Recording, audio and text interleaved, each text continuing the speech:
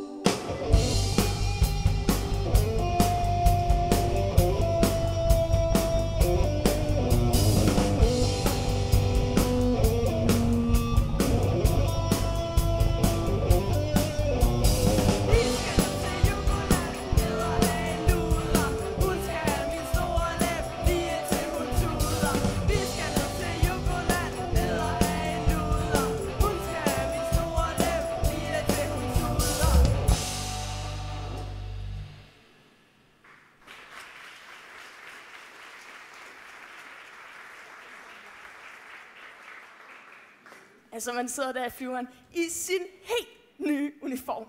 Og man ved godt, det her er ikke nogen charterferie, for der er skudskarpe gevær med. Men altså, hele holdet er samlet, og man er bare 4 meter høj. Altså, endelig! Så kan det godt være, at vi skal ned til nogle idioter dernede, der tror, de går rundt og smadrer alt og alle. Men altså, nu kommer vi, og det skal vi nok få styr på. Sådan nogle knægte der, de skal jo ned og lege med våben, krig og pistoler, ikke sandt? Og ja, det de skulle lige siden de var helt små. De skulle Tommy storebror også. Ja, nu har jeg jo selv ligget et halvt år over i Høvelse i et Hønpolmark.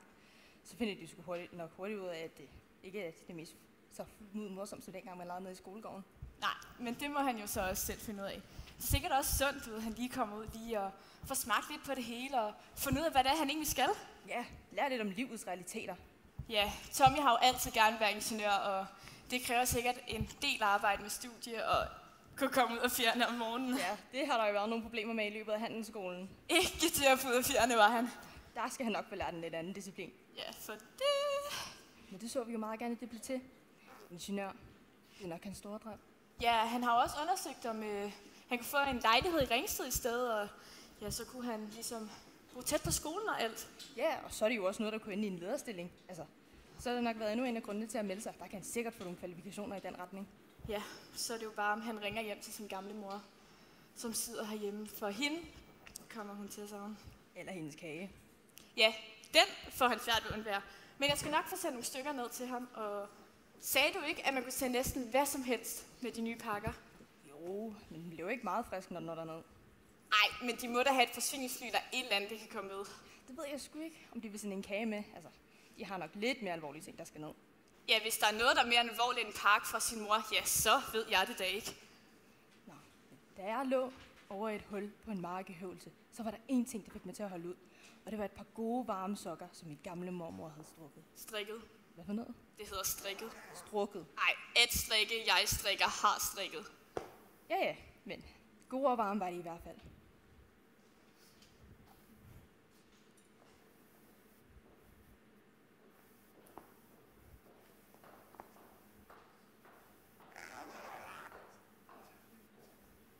Ja, Charlotte Carding her, og jeg er fra Reklamebyrået, og jeg skal præsentere den kampagne, vi laver i samarbejde med, at I søger frivillige til Danmarks Internationale Brigade. For alle medierne har vi valgt at slå ned på nogle værdier, der handler om at have styrke, at tage ansvar, og simpelthen det at have med store maskiner at gøre. Vi viser, at de vil stå stærkere i forhold til at gøre karriere. Det betyder rigtig meget for dem, I vil have fat i, at de føler, at de kan gøre en konkret forskel. De vil gerne være den styrende, eller stå i centrum i en kritisk situation. Og vi viser dem, at det kan de komme til. De skal bare melde sig ind i Danmarks Internationale Brigade. Charlotte Carding, out.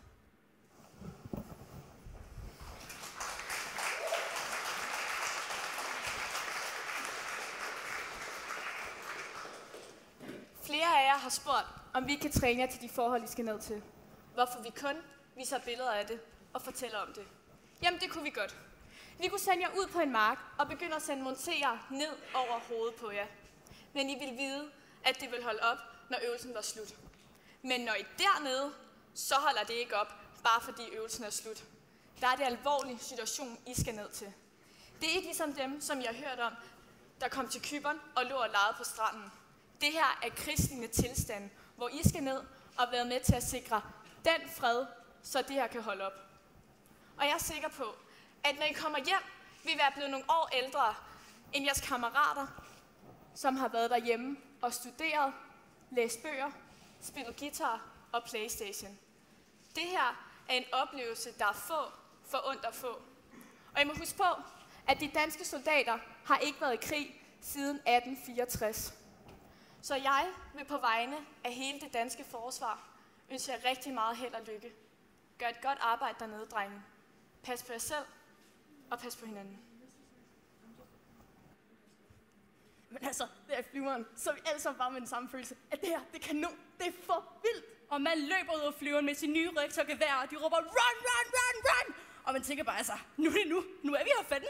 Og så kører til en vej derovre, er man bare stadig helt op at køre. Altså, det er jo helt fantastisk. Og når vi så kommer til lejren, altså man skal jo se det hele. Hvor skal vi sove, hvor skal vi spise, hvor skal vi skide, og der er ovenikøbet billigere der Victor. Ja, og man er bare sådan der, hvad så der, mand? Skal vi lige herned og få dem til at opføre sig ordentligt, eller hvad?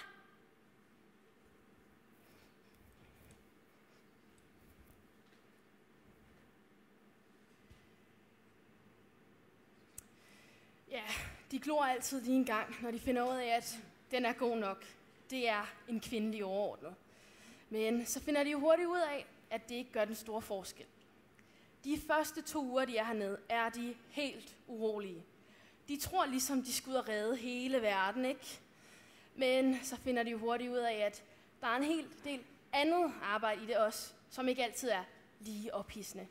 Udstyret skal tjekkes, lejren vedligeholdes, og vi kører nogle meget lange dage med nogle meget lange arbejdstimer. Og Tommy, han var jo så i eskortering, ikke? Og det betyder, at han skulle ud og køre og lære området godt at kende. Altså den første dag, du skulle se dem, mand. De var som cirkusheste, der bare venter på, at musikken skal starte, så de kan komme ud i managen. Men det var selvfølgelig kun, til de får det første rap over nallerne.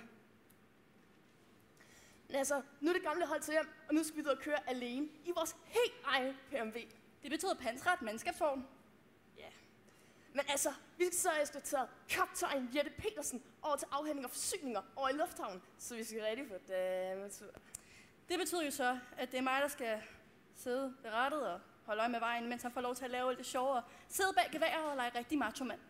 Men når man så kører rundt derude, så får man også se, hvordan et land i krig egentlig ser ud. Fordi altså, alting ligger bare i ruiner og er fuldstændig smadret. Altså alt fra bygninger og barer og huse, altså alting er fuldstændig smadret. Ja, man ligger der og kører, og kigger man lige ud af vinduet, og så ser man sådan en FN-vogn, der bare er fuldstændig beskudt. Og så tænker man lige, hey, og man er ikke rimelig fredet, når man kører i sådan en hvid vogn, men det finder man hurtigt ud af. Det var man så ikke lige. Nej, det er man så ikke. Og har lugter. Det er sådan en blanding af brændt gummi og død og ødelæggelse. Det er ikke skide lækkert, det er det altså, ikke? Nej, har stinker af krig.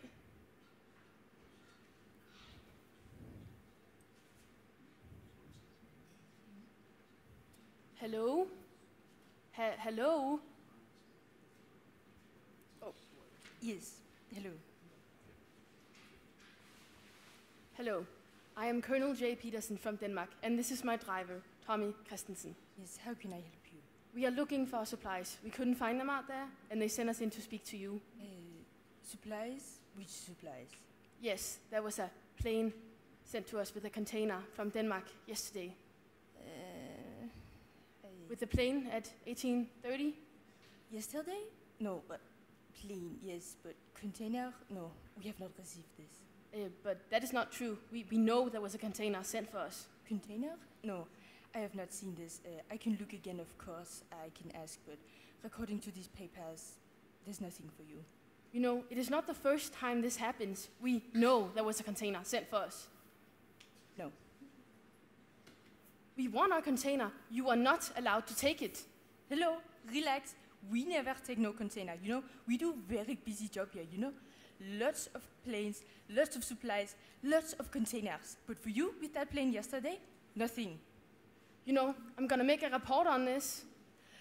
I can speak, if you like, to the man on guard yesterday, but I know they're always very strict with these papers. So if there was a container for you yesterday, it would be in these papers. But here, it says there's no container for you. You know, we have more important things to do than having problems with you. It is the third time our container goes missing from this airport while you control it. I am sorry to say this, but you are not doing a good job. Well, you can call your mama and papa and say they can send for you new cookies and new Donald Duck if you have a problem. But don't shout in this office, and now please go, because I'm hurried, and I'm sorry there's no container with no supplies. No more. I'll make a report. Well, I'm looking forward to that.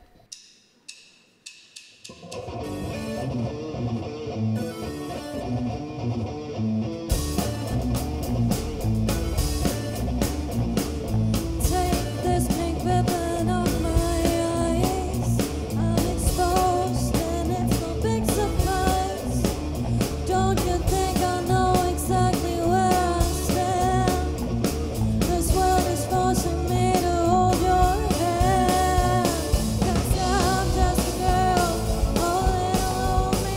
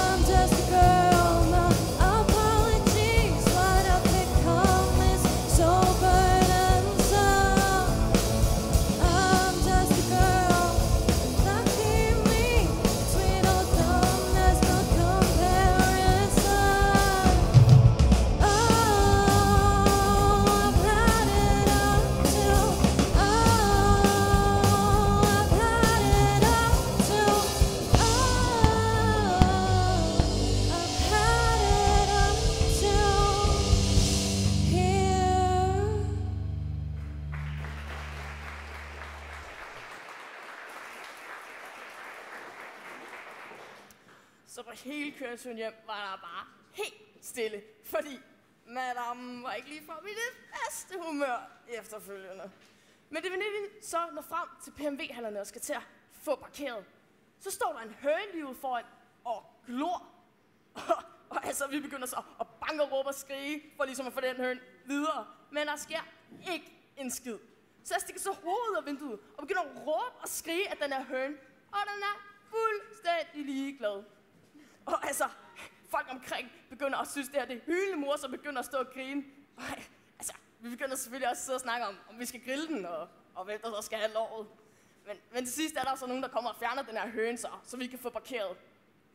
Men det er heller ikke sidste gang, at vi får den høne at se. Godmorgen, Svende. Godmorgen. Tak. Som FN udsendte skal I være neutrale. I må ikke handle aggressivt, og I må på ingen måde tage parti. Bryder vi først disse regler, så skrider hele vores grundlag for at være her. Et ord vil I høre igen og igen hernede. Eskalering.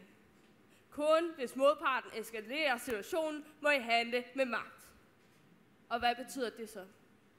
Ja, det betyder, at hvis de skyder mod din kammerat, der sidder ved siden af dig, så må du ikke skyde igen. Sigter han derimod mod dig, ja, så må du heller ikke skyde igen. Skyder han imod dig, nej, så må du heller ikke skyde igen. Du skal først affyre et varselsskud, og vedbliver han herefter med at skyde, ja, så må du svare igen. For hvad så? For så har han eskaleret situationen. Hele vores position hernede afhænger af, at alle respekterer disse regler. Ellers får vi balladen, når en af vores folk er i knibe. For så ved de, at de må skide på os og vores regler. For det har vi selv gjort. Vi har også set flere eksempler på, at de lader det gå ud over civile. Og så er det jo et fløjtende ligegyldigt, at de selv render rundt som cowboyder og indianere. Det må man bare lære at sluge. Men altså, de der vagter der. Altså, man sidder bare og glor i timevis. Glor og glor og glor. Men altså, jeg får tiden til at gå med at skrive lidt hjem og så lave plakater til vores nye bokseturnering i morgen. Og i det, at solen lige stille begynder at gå op, og jeg lige stille skal tage ind i seng, så kan jeg ligesom se, at der ligesom som der ligger nogen, sådan 100 meter væk, så lige bag pigtråden. Der ligger en mand og sigter på mig med et gevær. Og jeg får helt koldt ud og begynder bare langsomt at gå ned i knæ. Og så kalder jeg så op til hovedvagten og siger, der ligger en, der sigter på mig med et gevær. Hvor jeg så får at vide, jamen, ham har de set før, og han gør ikke noget. Jo, han gør noget. Han ligger og sigter på mig med et gevær. Jamen, jeg skulle bare bede ham om at gå væk. Så jeg prøver så på engelsk. You, go away. Og der sker ikke en skid. Så jeg kalder så op til hovedvagten igen, og får bare at vide, jamen, han driller mig jo bare. Så jeg prøver så på tysk. Sprechen Sie Deutsch? Og så giver han mig fuckfingeren. Så jeg sidder her på knæ. Der er en mand, der sigter på mig med et gevær og giver mig fuckfingeren. Og der er absolut ingenting, jeg må gøre.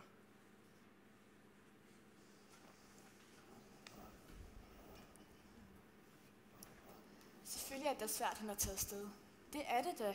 Det er da helt sikkert. Ja, men vi føler jo også, at vi har et ansvar som nation, ikke? Altså, vi kan da ikke bare kigge på, mens de render og slår hinanden ihjel dernede. Nej, og man har jo også hørt om nogle danske soldater, der er døde dernede, og så bliver man lige, og så tænker man det også lige en gang. Ja, det har vi jo også snakket meget med ham om, inden han tog afsted. Ja, når nu knækken han vil ud og opleve det hele, så skal han jo også have lov til det. Ja. Og så nytter det jo ikke noget at være sådan en hønemor. Nej. Nej, det nytter ikke noget. Nej. Ja, men så er vi da også utrolig stolte over, at han gør det. Ja, det er vi da. Der er jo nogen, der skal ned og sætte en stopper for det her, og vi er da pavestolte. Du skulle have set mig, da han stod og gjorde honør og alt. Men det var helt... Ja. Står man der og tænker, er det min Tommy, der står der? Det var det. Det var det i hvert fald. Vi har en situation med ham, vi kalder Læderluk og nogle af hans folk. Det er nat, og der kører et par vogne forbi. Lige da de kører forbi lejren, så rører der lige en række skud. Ren provokation. De skyder lige hen over hovedet på lejren, skulle jeg til at sige. Men hen over lejren skyder de. Og altså, man vågner bare lige med det samme. Det er bare sådan, det er helt op i halsen. Og så kommer meldingen, gå i shelter! Og vi skynder os bare i toget, ned i toget. Og så på vej ned til shelterne, så synger vi selvfølgelig sangen. Gå med i shelter, når kuglerne vælter. Og når vi så er nede i shelteren, så kan man jo ikke lade være med lige at kigge lidt ud. Og så der midt på pladsen, der står der en høne og glor. Og altså, vi begynder så at sidde og snakke om, at den høne, der skulle nok til at komme afsted, hvis den ikke skal have sig en ordentlig tur.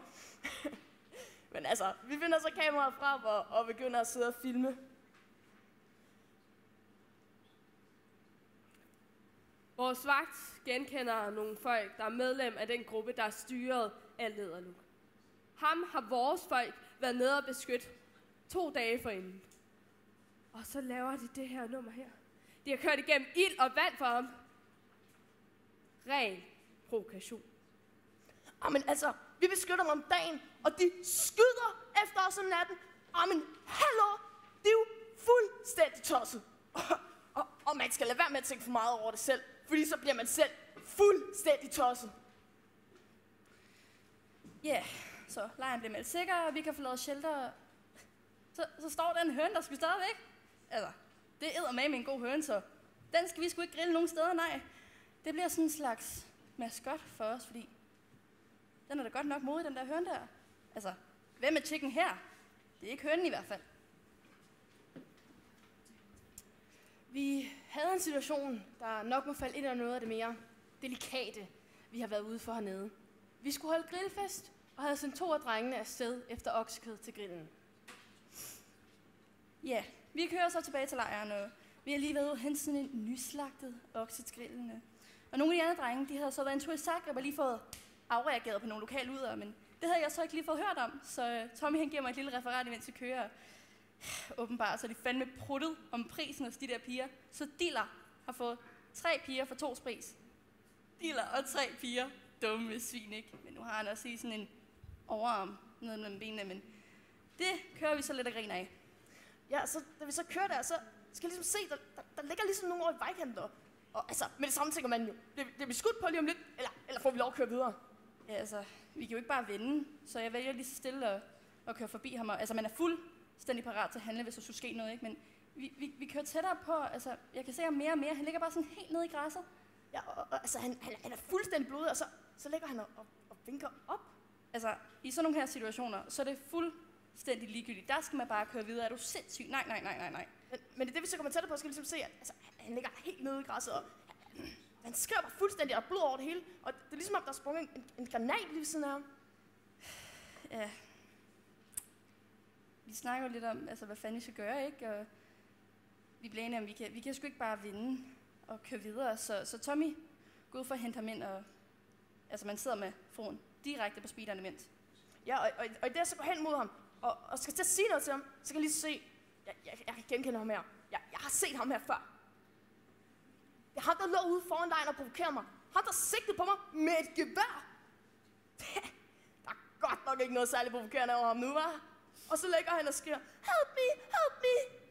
Og lige pludselig er han også ret god til engelsk. Ja, det der ben, det kraftede med ulækkert. Det var en masse blod, og vi laver lidt sjov. Altså, hvad fanden har han, menstruation eller hvad? Men Tommy smider mig om bag, så kan han ligge sammen med oksen og bløde. Ja, vi får så et opkald ud fra dem, og de rapporterer, at de har samlet en mand op, som lå stærkt såret i vejkanten. Og det er jo helt klart en situation, der kan tolkes som, at vi tager parti. De sætter hele lejren på spil ved det, de gør der. Men jeg må da også indrømme, at da jeg så, hvor slemt det stod til, så vil jeg håbe, at jeg selv ville have gjort det samme. Vi får at vide, at vi skal gøre klar til operationen. Det var mig, en eller anden fætter, de har fundet ud i grøftekanten. Så jeg går over til operationsstuen for at gøre den her fætterkar. Og han har godt nok fået en del høvl, ham der. For helvede altså, de der granatsplinter, det er bare små jernstumper, der bare er skudt ind i alle retninger, lige ind i benet. Og Jeg skulle lige hilse at sige, at han har godt nok fået en hel del af dem her med. Men så er det ligesom lægen, han kommer ind, fordi vi står der, og vi prøver ligesom at få ham fri af det her bukseben, og så er det lægen siger, at det slet ikke kan svare sig at pille i benet. At vi bare skal sætte det af. Med buks på og det hele. Og det gør vi så. Det går også rimelig godt, men...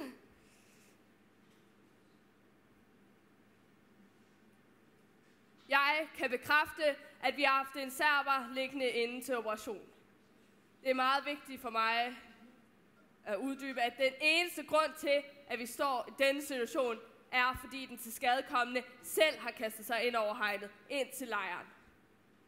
Kroaterne måtte på ingen måde finde ud af, at vi havde haft en serber inde, så jeg kaldte serberne op og fortalte dem, at de skulle hente deres mand inden for en halv time, ellers var vi nødsaget til at lægge ham ud på vejen ude foran lejren, selvom han stadig var i fuld narkose. Og det mente jeg faktisk, for det er ekstremt farligt for os at have sådan en mand liggende inde. Men de kom der også kort tid efter i en lille personbil og hentede den til skadekommende.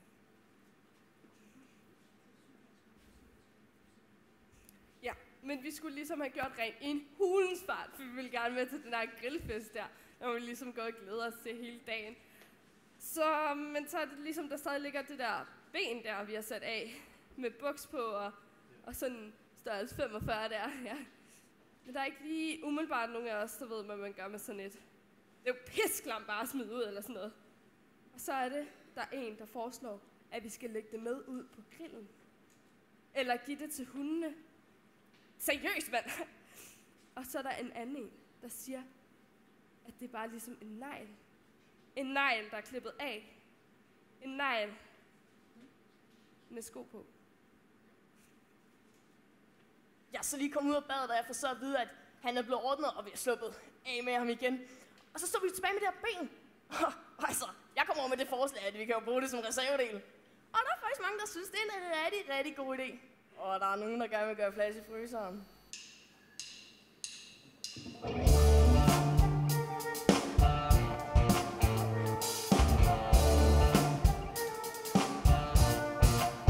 Okay. B står for bensum, E for det eneste ben. Det er det ben, som jeg har haft på det seneste. N står for not face, no brain, disgrace. Tommy og hans ben, Tommy han er fucking nutcase. B, pigerne på gulvet, ja de ved jeg har et ben. Drengene på bordet, ja de ved jeg har et ben. Chefen kalder mig dum, men nu ved hun jeg har benhår, benklub, bensov, benstum, ben. Pigerne på gulvet, ja de ved jeg har et ben. Drengene på bordet, ja de ved jeg har et ben. Chefen kalder mig dum, men nu ved hun jeg har benhår, benklub, bensov, benstum.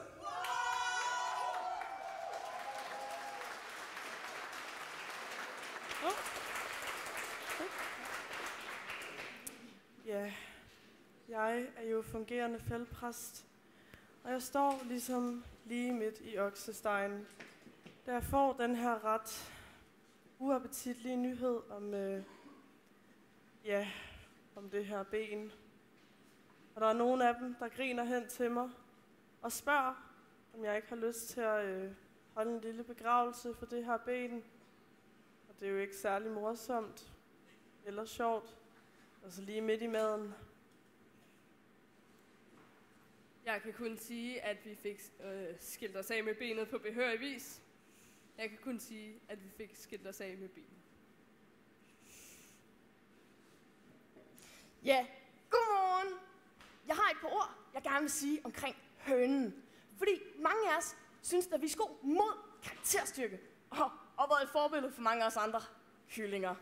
Så derfor vil vi gerne få frem den i en grad af oberst. Det vil sige, at der forventes, at der gives honør til hønen. Og at hvis man er ude og opleve noget særligt eksotisk, så forventes der, at der gives en rapport til oberst Hancock.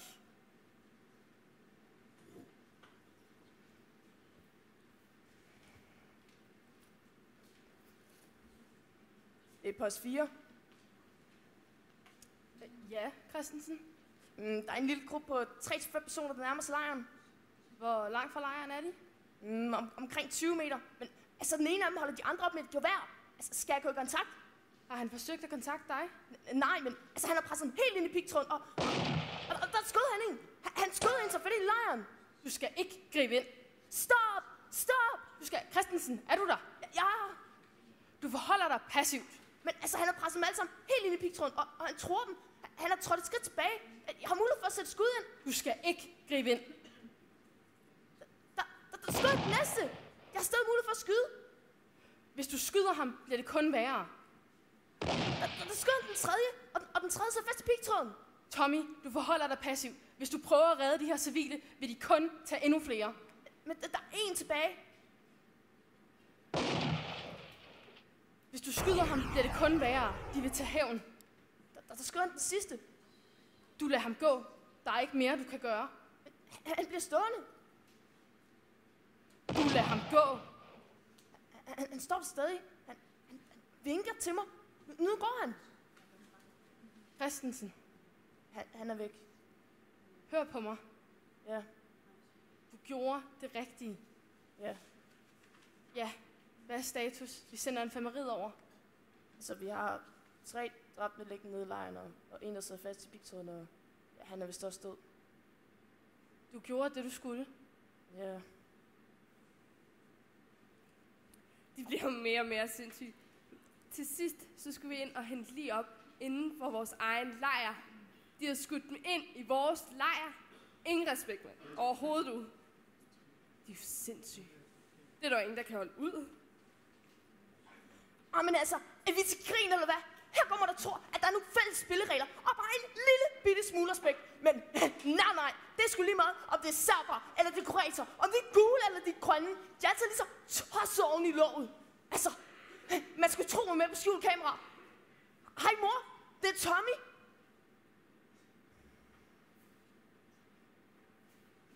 Man prøver ligesom at holde sammen på, hvorfor man er hernede. Fordi, altså, de kommer ind, bare skræmmer alt og alle væk. Og skyder til højre og til venstre. Vi skal op til en by, hvor der har været sådan en angreb.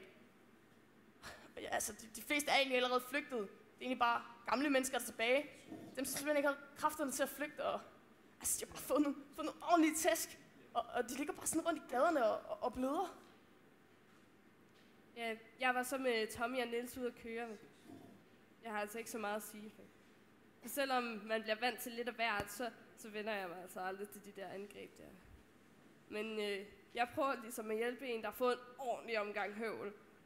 Og prøver at se, hvor slemt det står til, men ikke lige frem det læste. De er ikke lige frem professorer i engelsk, de der. Men jeg prøver ligesom at finde ud af, om han har brækket benet, eller hvordan det står til. Og så er det, jeg kan se, at de andre, de er i gang med ligesom at løfte en mand op i en vogn, og de får ligesom løftet ham op fra jorden af, og så er det, jeg kan se, at der ikke er noget hoved. Det er bare der, hvor kroppen ender. Ja, der hænger ligesom sådan et stykke halskød, der bare hænger og dingler, og så må jeg altså undskylde mig. Men så synes jeg, det er lidt svært. Men det er ikke engang det værste. Ham ved man, det er færdig med, det er væk med ham. De andre, der bare ligger og rækker ud efter en og bare skriger og skriger og skriger og skriger. Ja, altså vi andre, vi kan ligesom bare give med en klap på skulderen, og jeg kan sove til den her ældre mand, som har brækket sin arm, og altså hele hans hus er bare fuldstændig smadret. Og han taler faktisk okay engelsk, og han fortæller mig så, at hele hans familie er allerede flygtet. Så jeg spørger ham så, altså, hvorfor er du så ikke flygtet? Og han siger til mig, at det kunne han ikke. Han kunne ikke bare flygte fra der, hvor han altid har boet. Men i det, at lægen så er ved at komme over, og jeg lige så stille skal tage videre, så kigger han sådan på mig. Og ligesom om, han skal til at sige noget til mig. Why don't you escape? Det havde hans søn gjort dengang, han skulle i hæren. Så hvorfor var jeg ikke flygtet?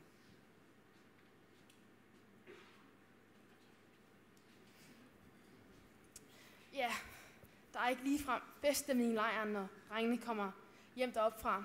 Nu var jeg ikke selv med, men jeg kan da forstå, at det langt fra havde været en rar oplevelse. Så vi prøver at få rejst stemningen lidt, og der bliver givet en omgang, og der bliver lavet bokseturneringer, der bliver sunget, og stemningen bliver også sådan rimelig god. Det bliver næsten sådan en helt lille fest. Men det var der kun 2 dage før, at Vi får melding 2 dage efter, at vi første gang har været inde i byen og hjælpe. Man har igen været inde og angribe, og vi bliver meget rystet, så vi sender folk op for at bede eller afkræfte meldingen. Ja, og der er sendt 2 hold afsted, og det ene, det er mig og Niels. Og den her gang, vi kommer derop, altså, der er helt stille. Altså, der er ikke nogen, der skriger eller råber efter hjælp. Bare fuldstændig stille. Vi får melding tilbage fra de folk, der har været op og snakket med den resterende befolkning. Og de siger, at ved dette angreb har man ikke blot været voldelige. Nej, man har gået ind og henrettet folk. Man er gået direkte efter dem, vi har forbundet, og dem, vi har givet hjælp. Man har, om man så må sige, overtrumfet vores hjælpearbejde med våben. Vi kommer så forbi en af byens kirkegård, og altså, der er bare de her helt nye grave. Altså, dem vi var oppe og hjælpe i går. Ja, de ligger der. Ja. Det er post 4. Der er sgu ikke så meget andet, vi kan gøre. Skal ikke bare trille hjemad igen? Jo, det er godt. Vi kommer. Og vi kører så forbi det her hus, og der ligger ligesom en ude foran, og altså, ja, han er jo nok død. Der har bare ikke været nogen at begrave ham endnu. Hold nu kæft, hvor er det klamt, Tommy! Hvor er det ulækkert! Det er ligesom som, at hovedet er ligesom sprættet op, og der står sådan der hund henover, og vi har spist hjernen, eller hovedet, eller hvad det nu end er. Har du kamera med, Tommy? Tommy, kameraet!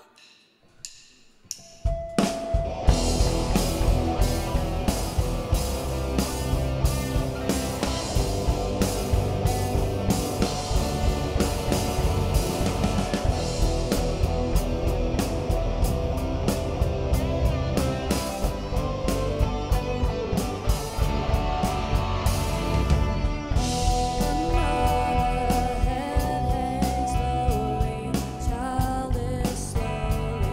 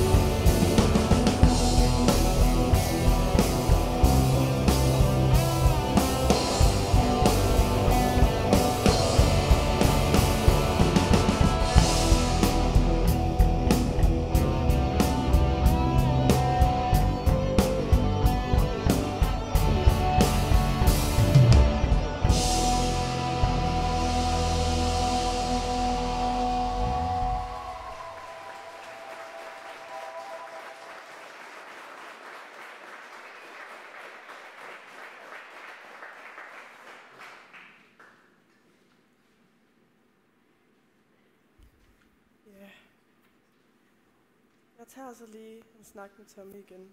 Og de har haft en ellers dejlig fridag. Og der var nogle af dem, der var taget ned til floden for bare at holde lidt fri. Og Tommy var med der. Og de svømmer, og de plasker rundt. Og så, så stod Tommy ind i et lig. Det er blevet smidt i, sådan lige ude i vandkanten. Og han får selvfølgelig et chok. Tommy fortæller mig, at han bliver meget voldsom over for det her lig. Han begynder simpelthen at tæske det. Og hvad fanden lavede det der? Og de andre havde råbt efter ham. Men nu skulle de bare blande sig udenom. Tommy, han havde bare slået løs. Jamen, vi kommer jo lige ind fra Zagreb, og det er jo ikke så tit, vi kan komme derind længere. Så vi tog en tur på Burger King, og jeg havde jo en del penge på mig. Så jeg har investeret i for 800 kroner burgers. Og det blev til en hel del.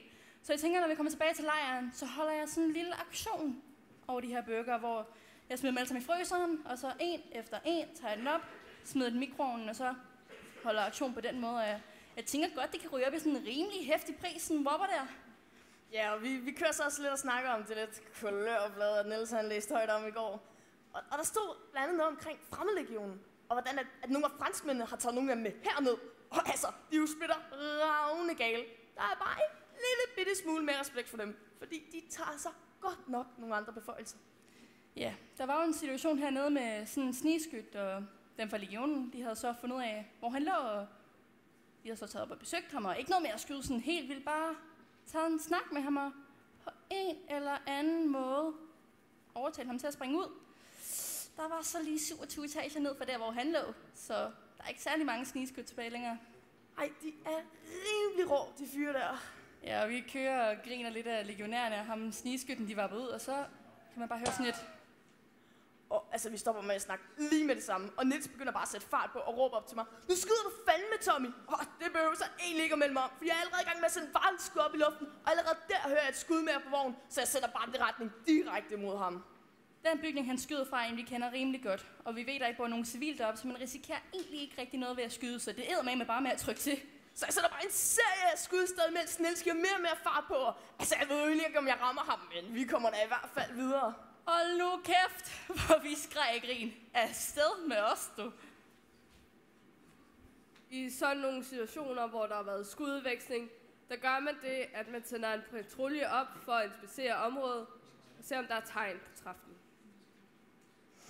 Ja, altså, man er jo selvfølgelig lidt rystet oven på sådan en tur der. Men altså, jeg har snakket med nogle af de andre og drukket nogle bajer. Og altså, hvad helvede, mand. Ja, de er jo tosset. Vi får sendt folk derop, og Christensen udpeger der, hvor han er skudt ind i bygningen, hvor snigskytten har været. Der er en del blod i lokalet, og det er tydeligt, at man har trukket en blødende person ud derfra. Derudover er der spor af urin og anden afføring. Og da det er sådan, at når et lig eller når en person dør, så udskiller kroppen disse ting. Så det indikerer, at det ikke nok med, at der har været træfning, så er der muligvis, eller med ret stor sandsynlighed, været med dødelig virkning. Ja, det er jo selvfølgelig noget andet. Nu, jeg ved ikke lige, hvad man siger i sådan en situation, jeg ved ikke lige.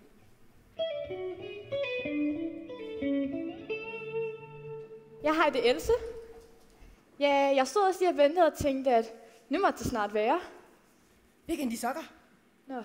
Hvad siger han? Nej. Tommy har skudt en.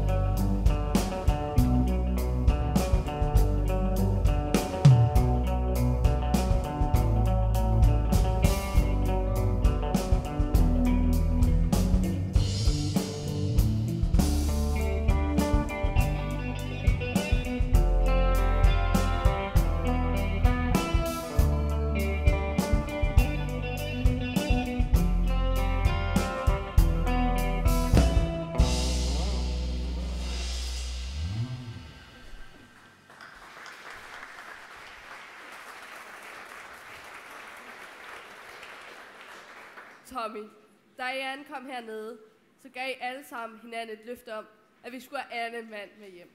Og det løfte, det tager jeg meget alvorligt og meget personligt. Det ansvar, jeg har for jer, det er for mig vigtigere, end at man kommer til at skyde igen, eller som i dit tilfælde, slå et andet menneske ihjel. Ja. Det er trods alt deres krig, og de har selv valgt den situation, de er i, og de har også selv valgt, at vi skal være her. Ja. Og den hjælp, vi giver, den har en pris, og den pris, den må ikke være for høj. Der skal være en grænse. Og den grænse, den har du markeret nu. Og jeg er den første til at vide, at det ikke er sjovt at markere grænsen. Men det er ikke det samme som, at det er forkert, det du gjort, Tommy. For det er det bestemt ikke. Nej. Så kan du bruge det til noget, Tommy? Ja, det er det. Det er godt. Man vil jo ikke bare blive sådan skudt på, jo. Nej. Der er mange ting hernede, der ikke er rimelige, men der er også en grænse. Det. Selvom at det er selvfølgelig ikke særlig sjovt. Det forstår jeg godt, det ikke er, Tommy, men det er den barske side af at være hernede. Ja. Så får du taget dig en rigtig god lur og få snakket lidt med de andre, og snak eventuelt lige en gang med feltpræsten, lige få luftet tankerne lidt. Ja, det vil jeg gøre. Det er godt. Vi skal alle mand med hjem. Ja. Og det kræver, at vi passer på hinanden, og vi er parat til det. Og det er jeg. Det er godt. Det er godt. Ja.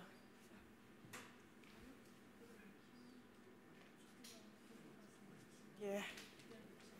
I beder mig lige om at prikke Tommy på skulderen en gang. Jeg tager lige en snak med ham, og han er meget vred. Det er som om, at alle de her regler og fine grunde til, at de skal være her, bliver alle sammen meget ligegyldigt. Så sidder der alligevel en eller anden idiot bag et gevær og ødelægger det hele. Og man forstår ham jo egentlig udmærket godt. Og Tommy er den, der ligesom, har været den, der har skudt et andet menneske.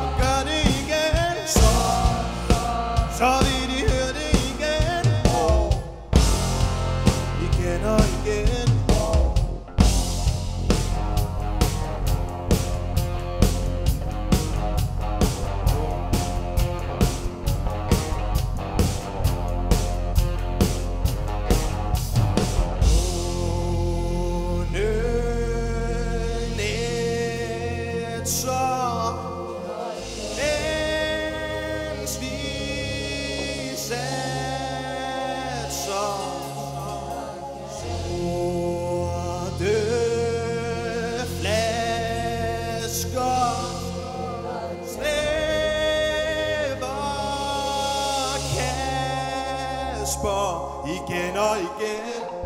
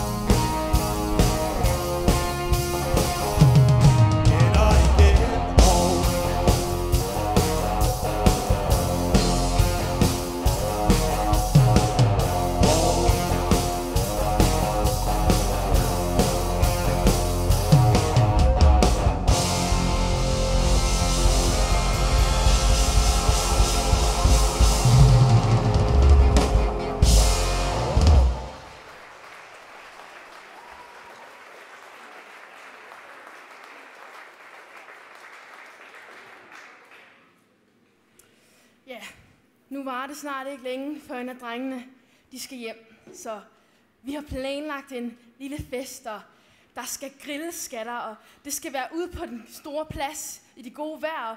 Vi har bygget nogle lange kulgriller, pyntet op og bygget borde og bænke, og der skal være konkurrencer, og ja, der skal i det hele taget bare være fest. Ja, det eneste, vi nok ikke lige kan få fat i, det er nok fyrværkeriet. Yeah, så er det jo blevet tid til mit store stripshow. Den jugoslaviske Transylvester med paryk, og så er jeg lånt sådan en BH fra hende over på regnskabskontoret. Som I kan se, så er hun sådan rimeligt solidt polstret. Så der bliver noget at se på, og I kan godt glæde jer. Ej, men det var simpelthen så sjovt. Ja, der var ikke så lang tid til vi skulle hjem, så vi kendte hinanden sådan rimelig godt efterhånden. Og så var det, at vi bare fik hele armen med Kim og Larsen sange og taler. Og så var der nogen, der var klædt ud. Det var simpelthen så sjovt. Og ja, når der ikke var så lang tid til vi skulle hjem, så kunne man lige nå at komme lidt tættere på nogen, hvis man lige havde haft et godt øje til dem. Der er jo nogle helt naturlige behov, der jo også skal opfyldes, selvom vi er hernede. Hvis I forstår, hvad jeg mener. Men altså, vi synger, og vi spiser, og egentlig bare venter på Niels' store stripnummer. I det vi lige pludselig hører det og reagerer alle sammen på samme tid. For man ved, det der, det var en granat. Og man er jo så trænet, så man kan på alene lyden kan man bedømme typen og retningen, om den er på vej hen over hovedet på en eller ned på en. Og den her, den er på vej ned på os. Og det værste ved, at man ved det, det er, at man ved også, at der er ikke noget, man kan nå at gøre. Der lyder 2 ret voldsomme brag. Det er mortergranater, og de falder ned i lejren. Heldigvis om bag ved PMV-hallen. Men der rører dog nogle granatsplinter ind over pladsen, der hvor alle er samlet. Og der bliver reageret straks. Alle mand skal væk. Der er en sne såret, og de får den hjælp, de skal have til at komme væk. Nogle græder. Andre er stille. Alle løber.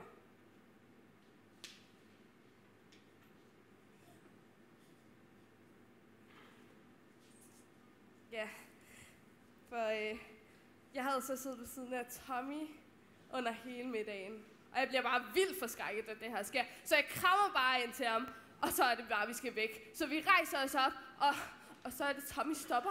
Og jeg siger bare, Tommy, kom nu! Og så er det, han bare står og kigger på mig. Niels er derovre! Så er det åbenbart, fordi Niels er derovre og klæder om til sit store show over i PMV-hallen. Og så vil Tommy have mig med, fordi jeg er sygeplejerske eller sådan noget, men nej, der kunne komme flere granater, nej. Så kan man selvfølgelig godt føle sig lidt skyldig bagefter. Tommy, han vil i hvert fald ikke snakke med mig overhovedet. Så. Men der var sikkert ikke så meget, jeg kunne gøre alligevel, så. Men altså, jeg løber bare mod PMV-hallerne, og ser det her store hold i siden af, og jeg løber bare ind og råber bare Niels' navn, og han svarer ikke, og så kan jeg ligesom se, at hans tøj ligger ligesom over på sådan en bjælke, så jeg løber bare derover, og så ser jeg Niels, og der er blod over det hele, og hans hoved, og på ryggen, den sidder sådan helt skævt, og granatsplinter bare over det hele, og jeg tager på Niels op, jeg løber bare tilbage, og så er jeg fuldstændig ligeglad med, hvor mange granater de så end må kaste. De skal bare ikke ramme mig. Det lykkedes Tommy Christensen at få båret den sårede over til infirmeriet. Det var en ren heltegerning, han gjorde der. Men da lægerne får Benke at se, kan de hurtigt konstatere, at der ikke er noget at gøre. Han har været død på stedet. Og det første lægerne siger, der ikke er noget at gøre for Niels, at jeg lige pludselig ser, at jeg har Niels blod ud over det hele, og jeg får det enormt ulækkert. Og jeg går så i bad, og det gør jeg så 12 gange, men jeg føler stadig Niels blod, det sidder på mig, Niels blod over det hele. Vi beslutter samme nat at holde en lille højtidelighed. Den egentlige begravelse finder først sted, når Niels' lig er fragtet hjem til Danmark. Men vi holder en lille mindehøjtidelighed. Og sjældent har jeg set så mange unge mennesker så triste, der sådan har mistet deres ven. Men det er jo også nyt for mig, det her. Jeg har heller ikke været i krig før. Altså, de har bare siddet op på det her bjerg hele dagen, og kunne se, at vi skulle have fest. Bare ventet, til vi er gået i gang. Og altså, det er jo en ren provokation. Men de har selv bedt os om at være her. Men altså, nu skal vi bare hjem, og vi skal have Niels begravet derhjemme. Og hvis vi ikke skulle hjem nu, så ved jeg ikke, hvad jeg havde gjort.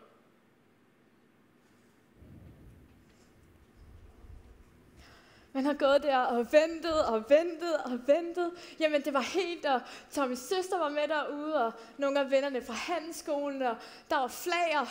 Ja, og du har taget fri fra arbejde. Ja. Jamen, det var... Han døj altså. Hurra! Ja, så havde vi jo så hørt om det, der var sket her, lige inden de skulle afsted nedfra.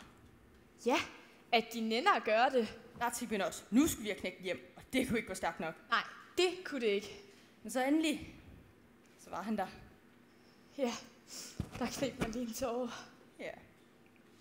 Jamen, der skulle ikke mangle noget, og der var mad, og jamen, han skulle bare have det godt. Hurra! Altså, man har nok set den der fadøl for sig et par gange snart. Men altså, at sidde der på butleren sammen med alle vennerne, og nu kan man jo bare det hele. Altså, der er ikke nogen bajer og spise noget pizza. Ja, det kan godt være, at han hellere vil rette rundt sammen med vennerne. Men sådan at have ham i nærheden. Ja, jeg kunne forstå, at de har været ude for lidt hvert dernede, og de simpelthen var blevet angrebet helt inde i deres egen lejr. Ja, og Tommy han havde prøvet at redde sin kammerat under det her angreb. Det blev man jo rigtig stolt over, at en selv ligesom gør sådan en rigtig heltegerning. Ja, der var også snak om, at han skulle have en præmie for det, og jamen, det betyder selvfølgelig meget. Ja, men så gik han jo så rode over, om han havde gjort det rigtige. Man kunne have gjort det anderledes, eller hvad, og hvis nu det havde ramt ham, så havde man jo slet ikke tænkt på. Nej, og nogle dage var også sådan helt tog, at Tommy han gik rundt i sådan en tog.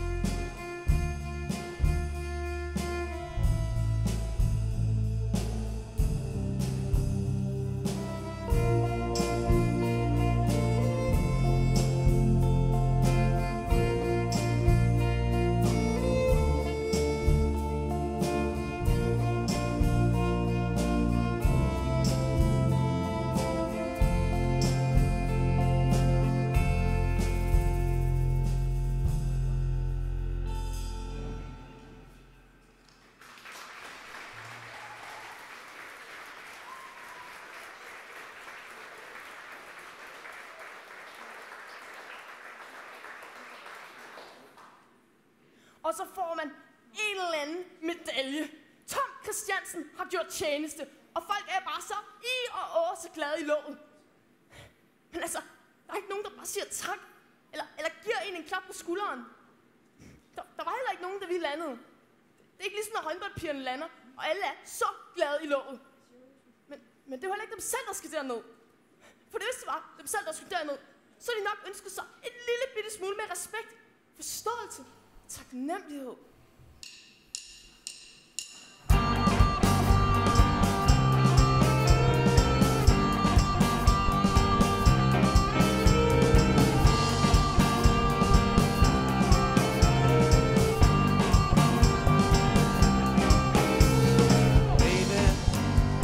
Understand me now. Sometimes I feel a little mad.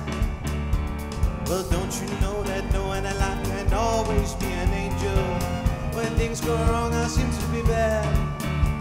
But I'm just a soul whose intentions are good. Oh Lord, please don't let me be misunderstood.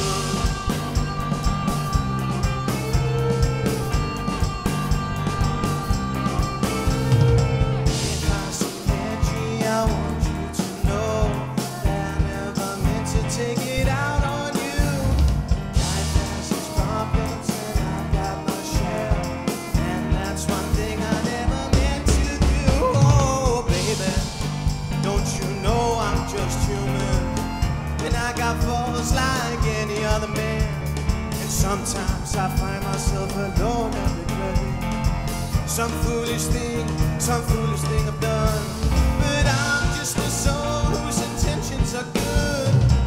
Oh Lord, please don't let me be misunderstood.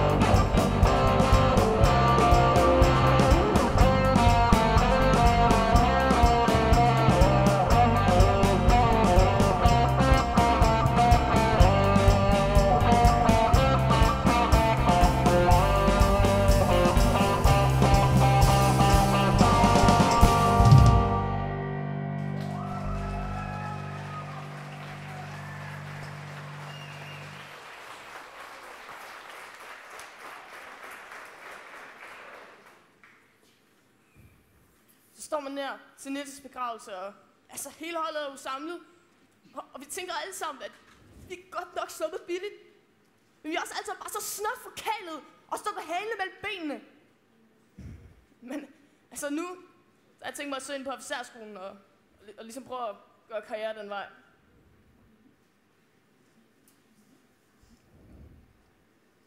Vi som forældre har også snakket meget om, at vi bare kan kigge på, og det er også utroligt svært for os at forstå, hvad der helt præcis er foregået dernede. Og det er jo ikke, fordi Tommy ikke har fået at fortælle os om det. Og ja, men man har jo prøvet at følge lidt med i fjernsynet og sådan, ikke? Ja, og at de ikke får hanket op i drengene, ligesom, så de kan få snakket ud om det hele. Og jamen, jeg får da snakket om det. Jo. Det er da bare klart, at jeg vælger at snakke med nogen om det, som faktisk har oplevet det. Men det er jo også det, jeg siger, Tommy.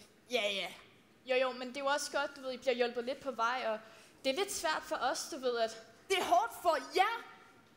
Vi siger bare, at vi oplever, at der bliver lukket i nogle gange. Jamen, hvad vil du have, jeg skal sige? Jeg ved det ikke, Tommy. Jeg siger bare, at det kan godt være lidt svært at høre på. Men I forstår det jo heller ikke. Men vi prøver, Tommy. Vi prøver. Ja, det kunne da være utroligt sundt at få snakket om alt det.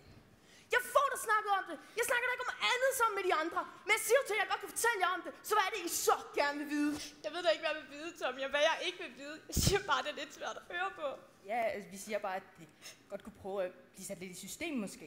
Jeg siger jo til jer, at jeg godt kan fortælle jer om det. Så, altså, I tror ikke på mig, eller hvad? Jeg synes ikke, vi skal stå her og skændes, Tommy. Jeg siger bare, at det kunne være godt, hvis de fik snakket ud om det med dem, og ligesom fik gennemarbejdet det hele. Gennemarbejdet det? Så hvad? Du vil sidde og se på billeder hver eneste dag, eller selv tage en tur med dig ned, eller komme til et børnehjem, hvor alt personale er skrevet, og hvor børnene bare skriger og hyler, og sidder deres eget lort flere uger. Skal du så ned og tage røv på dem, farmor? Eller skal du se en video af en, der bliver skudt? Nej. Eller hvad den, som har taget en andens liv? Så kan du måske fatte det ind i jeres små hoveder, så vi rigtig får snakket om det, hvis det er det, I så gerne vil.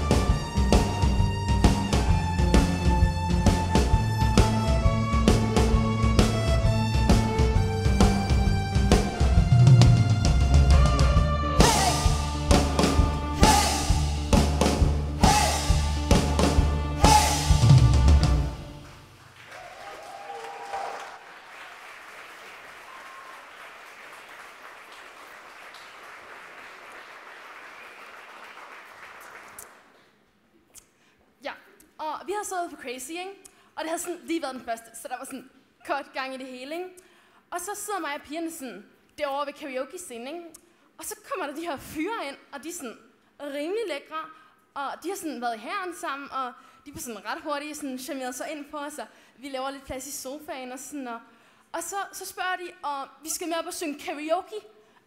Nej tak, altså sådan, hellere dø, altså det skal jeg bare ikke have noget at gøre med. Men sådan Karina, hun rører sådan ret hurtigt afsted med sådan ham, der nok var sådan den lækreste af dem, sådan Diller eller Daller, eller hvad det nu var, han hed. Og så sidder jeg sådan lidt der tilbage, og så falder jeg lidt i snak med sådan en af de andre, som hedder Tommy, og det var egentlig også meget hyggeligt. Og så spørger han, om vi skal op og synge karaoke.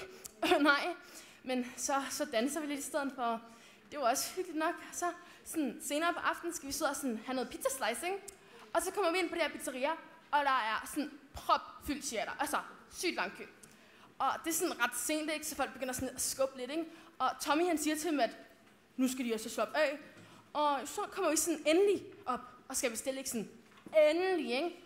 Og så ind foran os kommer der bare den her fyr. Og så siger Tommy til ham, at han skal jo altså gå bag i køen, fordi at vi har køkultur i Danmark. Og ham der, han er bare pisse ligeglad. Altså så fortsætter han bare med at bestille. Og så siger Tommy til ham, at nu tæller jeg til 10. Og så begynder han at tælle til 10, sådan inde i pizzeriet. Og der kan man jo godt sådan være lidt, har jeg lavet den fedeste scoring her? Sådan, der står en voksen mand inde i pizzeria og tæller til 10. Sådan, hallo, smart, ikke? Men så når han jo ligesom til 10, og ham der rykker sig bare ikke. Og så, når han når til 10, så river han bare fat i kraven på ham, og river ham udenfor, og så begynder de bare at taske løs på hinanden, altså, og politiet kommer og alt muligt, og altså, det var fucking sindssygt, og det skal jeg bare overhovedet ikke være en del af, sådan, overhovedet ikke. Så altså, jeg går, og det skal jeg bare ikke have noget at gøre med. Altså, fuck nogle idioter, mand. Og så fik jeg engang mit pizza slice.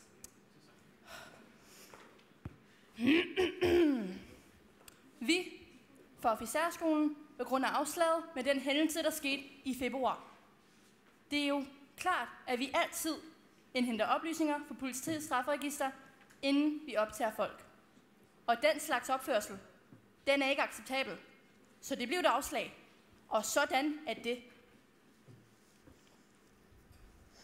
Ja, den måtte han jo så lige sluge, og nu hvor han havde gjort op med sig selv, at det var noget ved militæret, han gerne ville, og det så ikke kunne blive officer, ja, så meldte han sig igen som menig og 2,5 år mere dernede. Ja, der kunne de godt bruge ham. Ja, men jeg vil så bare lige sige, at den Tommy, vi sendte afsted dengang, og den Tommy, vi fik tilbage, det var ikke den samme person. Nej, det var slet ikke den samme. Nej, og nu er han taget afsted igen. Ja.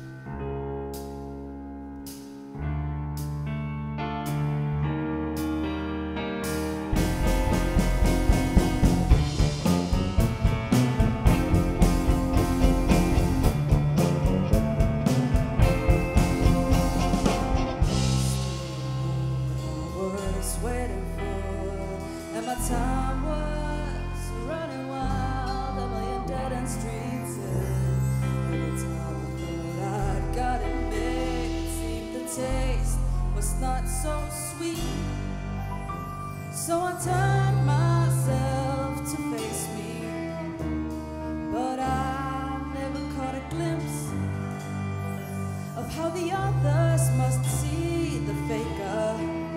I'm much too fast to take the test. Turn and face the strange. Don't wanna be a richer man.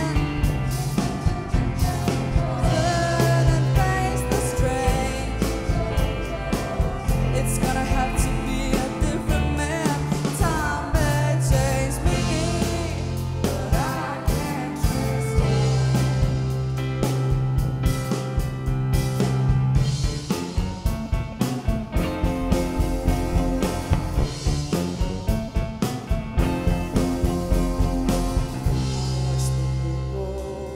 change the size, but never leave the stream of warm permanence.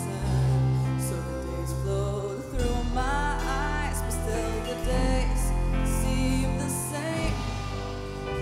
And these children that you spit on as they try to change their worlds are immune to your consultations. They're quite aware of what they're going through. Turn and face the strange. Don't tell them to grow up and out of it. Turn and face the strange. Where's the shame you've left us up to our necks in it? Time may change me, but I can't trust you. Strange fascination fascinating me. Oh, changes I'm taking, the pace I'm going through. Turn and face the strange. Oh, look out, you rock and rollers. Turn and face the strange. Pretty soon now you're gonna get older. Time may change me, but I can't trace time. I said that time may change me, but I can't trace time.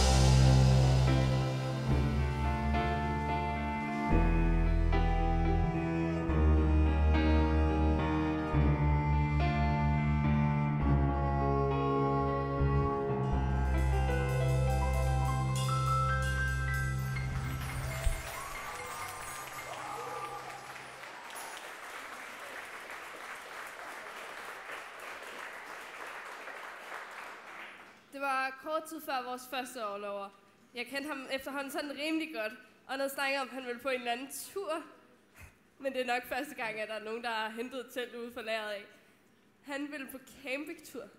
Hvad ville han, tænkte jeg? Han ville på campingtur. Han havde hørt, at der var udbrudt nogle kampe ude i nærheden, og han ville ud og se det for forreste række. Men man måtte sgu ikke komme med. Så sagde jeg bare, værsgo, god tur til dig, ja. Ja. Jeg ved egentlig ikke, hvor han er henne nu. Men det må han også selv lægge og rode med, altså ærligt talt. Og så tog han sgu hønen med.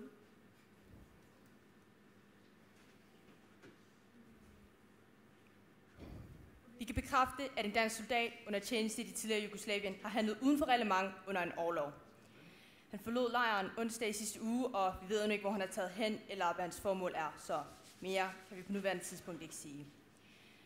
Hans orlov var formelt over 4 dage siden, og jeg vil sige, at jeg personligt er meget skuffet over den danske soldat. Men man må på samme tid erkende, at det ikke er alle, der kan fungere i en fredsbevarende styrke, og hvad folk har med sig i bagagen, og hvad de kan finde på, kan nogle gange overraske. Men der skal være ingen tvivl om, at det danske forsvar på det kraftigste tager afstand fra den her form for opførsel.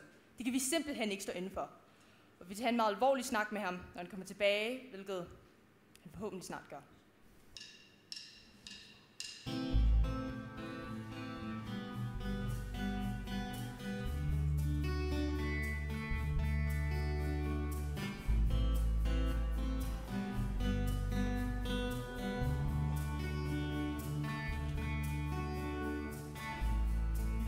I never had to say goodbye. You must have known I wouldn't stay. While you were talking about our life, you gave the beauty of today, ever and ever. Life is now or never, forever never comes around. Forever and ever, life is now or never. Forever's gonna slow you down. You'll never see me again. So now who's gonna cry for you? You'll never see me again.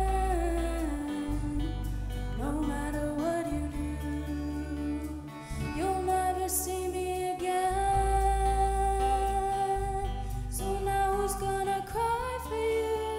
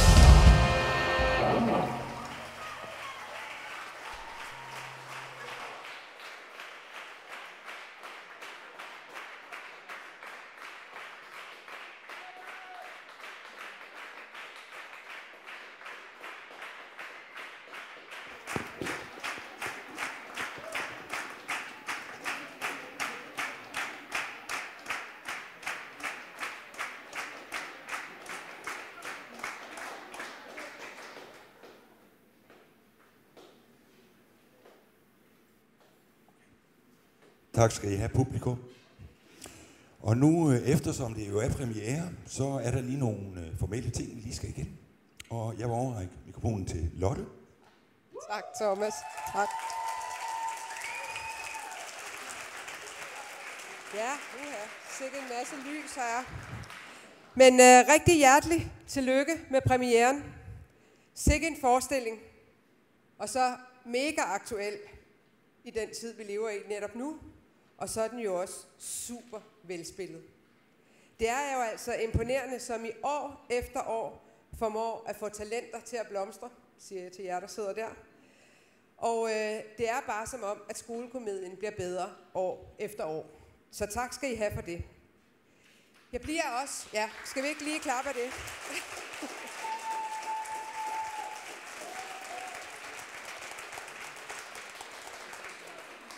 Jeg bliver faktisk oftere og oftere spurgt om, hvorfor vi bruger tid, penge og ressourcer på at lave skolekomedie i en tid, hvor gymnasierne de skal spare rigtig mange penge. Og det er jo et rigtig godt spørgsmål. Jeg plejer at svare lidt kortere, end jeg gør nu, men nu vil jeg komme med sådan en rigtig dybe forklaring her i dag, så I også får den. Det gør vi, fordi skolekomedien er nemlig ikke kun en enkeltstående begivenhed, men det er jo en central del af skolens kultur og fællesskab. Når I elever arbejder sammen om at skabe en forestilling, så bygger I jo ikke kun venskaber, og I styrker jo heller ikke kun jeres sociale kompetencer, men I viderefører også en tradition på skolen, for igennem årtier så har skolekomedien jo været en rigtig vigtig brobygger mellem generationer af elever, og så skaber den også et tilhørsforhold til Slagelse Gymnasium igennem rigtig lang tid, men også til lokalsamfundet. Og så bidrager skolekomedien også til skolens kunstneriske og kulturelle liv, hvor både teater, musik og scenekunst får en plads i elevernes hverdag. Den kreative udfoldelse i en skolekomedie inspirerer jeg jo til at værdsætte kunst og kultur, og det vil jo være noget, som I bærer med jer langt ind i jeres voksenliv. Samlet set, så kan man jo sige, at både skolens fællesskab og den kulturelle dannelse, som binder eleverne sammen i et større hele, det er skolekomedien. For med skolekomedien, der skaber vi hele mennesker. Så hvorfor er det så, vi bruger meget tid på det med skolekomedien? Jamen det gør vi, fordi det giver jer en unik mulighed for at udvikle jer fagligt, dannelsesmæssigt og musikalsk på én gang. Den træner jeres sprog, jeres kommunikation og jeres kreative problemløsning. Den styrker jeres fællesskab, samarbejde og selvtillid. Og den giver jer musikalske oplevelser, som I kan tage med jer videre i livet. Samtidig så bliver I også en del af en lang tradition her på Slagelse Gymnasium, og I lærer at påskønne kunst som en del af jeres kulturelle udvikling. Så endnu en gang rigtig hjerteligt tillykke med premieren, og lige om lidt så får I nogle blomster. Men jeg vil også gerne sige tak til de lærere, som står bag det her, og det er Thomas, som er instruktør.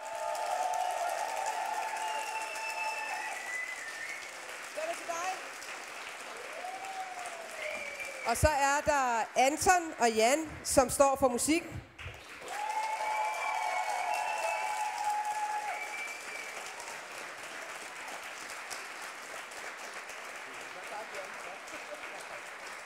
Og så er der Rikke, som står for dans.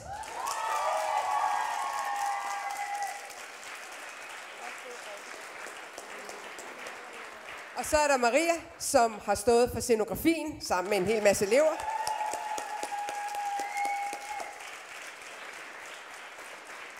Sidst, men ikke mindst, så er der Maiken, som er forplejningsmor, eller hvad jeg skal kalde dig for.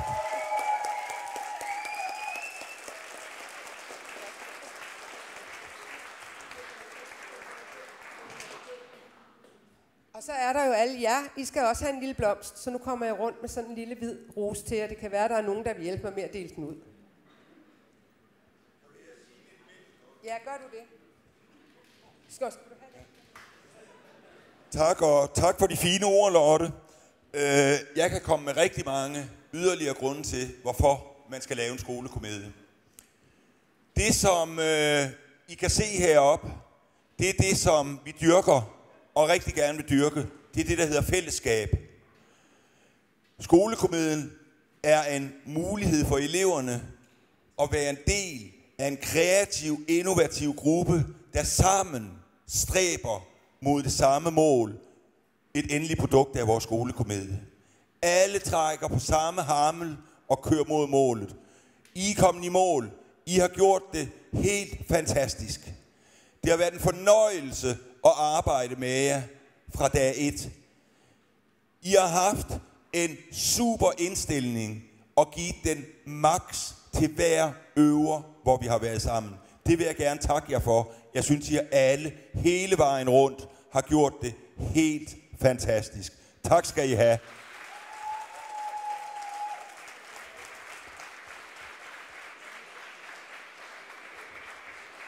Ja, og Lotte var inde på traditioner. Vi har også en anden tradition her på gymnasiet, når vi afholder skolekomedie. Der har vi en tradition, hvor vi har en pokal, som vi giver til personen, som vi kalder årets komediant. Komediantprisen gives til en elev, der har deltaget som HF-elev i 2 år, og som STX-elev i 3 år. Jeg har lige et stykke papir her i hånden, for jeg har skrevet navnene ned. Det vil være forfærdeligt, hvis jeg glemte et navn. Kan du lige holde den her?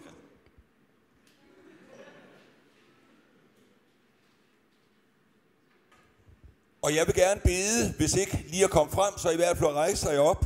De elever, der er mulige kandidater til komediantprisen. Det er Jeppe.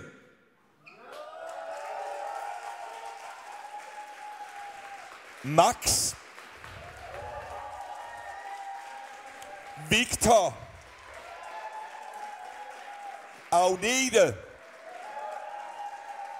Og Sara.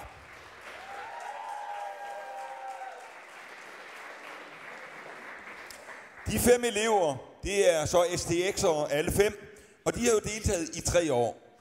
Det er alle 5 nogle helt fantastiske unge mennesker, der har bidraget med at skabe for deres vedkommende så 3 gode skolekomedier. Jeg vil ikke gå ind i, hvilke opgaver de har haft, men de har haft forskellige opgaver. Lærerteamet har drøftet, hvem skal det være? Og det var ikke let. Valget faldt på, ja, og de andre elever jo i og for sig op til de samme kvaliteter. Så det kunne jo have været hvem som helst af dem, der skulle have prisen. Men vi skulle have fundet en. Det er en elev, der altid har styr på sit. Bringer godt humør. Muntrer andre op. Hjælper andre. Er hjælpsom. Går forrest. Og jeg kunne blive ved. I år er prisen faldet til Sara. Tillykke, Sara. Tak for samarbejdet.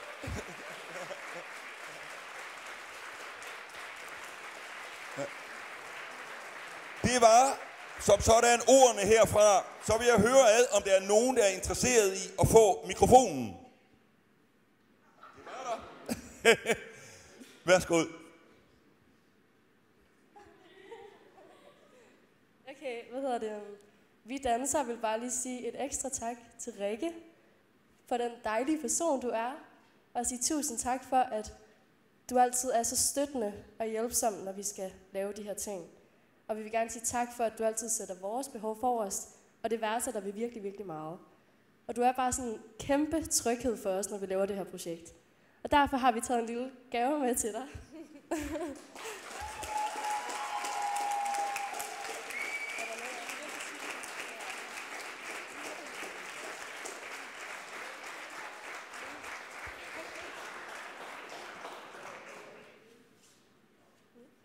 Så vil vi også gerne sige et par ord til... Han står lige der, han skulle have taget ind i lyset. Thomas, mest af alt tak. Tak fordi du har skabt et rum, hvor der er trygt at være, og hvor der er fokus på fællesskabet og på det kreative. Tak fordi vi har kunne udvikle os i det rum, du har skabt i form af drama og musical. Ja, og et rum, hvor der er plads til mange idéer, både de skøre og de er måske lidt useriøse, både for dig og for os, og det er vi mega taknemmelige for. Så vi vil gerne give dig en lille blomst.